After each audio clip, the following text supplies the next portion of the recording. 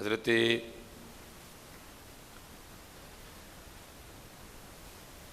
फुदैल बिन अयास का दौर मुबारक था, कोई बुजुर्ग थे तो उन्होंने अपनी गुफ्तगू में ना हारून रशीद के लिए बड़े सख्त जुमले बोले।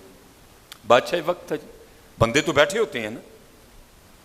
वो शख्स जुमे से उठा और उसने जाके सीधा हारून रशीद को कहा, जी आज तो मौलवी साहब ने सारे का सारा जुमा आप ही पे लगा दिया।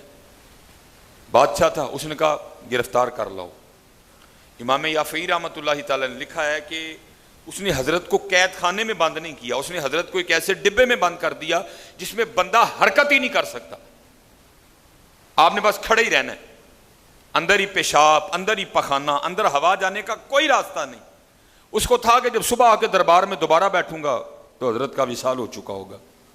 लेकिन इमाम याफ़ई ने लिखा है कि जब वो आके दरबार में बैठा ना हारून, तो आके सिपाहियों ने खबर दी, हजरत वो जो कल आपने डिब्बे में नहीं बंद करवाए मौलाना साहब। उसने कहा हाँ। उसने कहा वो तो वह बाग में सैर कर रहे हैं। उसको बड़ी हैरानगी हुई। फिर दिल में ख्याल है शायद मेरी सिपाह में को हजरत का मुरीद होगा, इसने हजरत को निकाल दिया होगा। वो कहता अभी भी बाग में है। सिपाह ने हाँ कहा फिर गिरफ्तार कर लो। फिर गिरफ्तारी हो गई। वो लिखा है जब दरबार में आए ना वापस, तो हारून अब पूछता है, क्योंकि उसके ख्याल में ये था कि मेरी सिपाह में से को हजरत का मुरीद है, उसने डिब्बे से निकाला है। वो हजरत से पूछता है, हजरत आपको डिब्बे से किसने निकाला? आपने फरमाया जो मुझे बाग में लेके गया।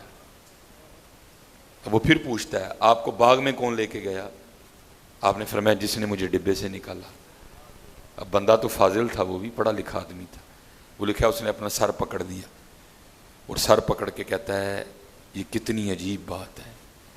आगे से वो बुजुर्ग कहते हैं, हारून ये तो बता तेरे और मेरे रब की कौन सी बात अजीब नहीं है, हैं?